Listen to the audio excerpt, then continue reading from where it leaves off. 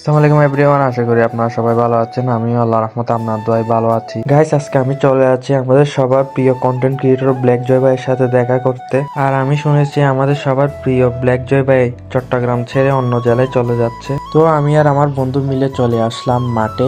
আর শুনেছি আমাদের ব্ল্যাক জয় ভাই প্রত্যেকদিন বিকেল বেলা এই মাঠে ভিডিও করতে আসে। তো আমি আর আমার বন্ধু ওনার জন্য এখানে অনেকক্ষণ অপেক্ষা করলাম। আর উনি আসেনি যখন আমরা ভাবলাম ওনার বাসায় গিয়ে একবার ঘুরে আসি, ওনাকে বাসায় পাই কিনা একবার দেখে আসি। তো আমরা এখানে ওনার বাসা চিনতেছিলাম না এবং আমরা হাঁটতে হাঁটতে বেহাল হয়ে গেলাম। তো আমরা অনেকক্ষণ হাঁটলাম এবং আশপাশের মানুষকে জিজ্ঞাসা করে করে গেলাম।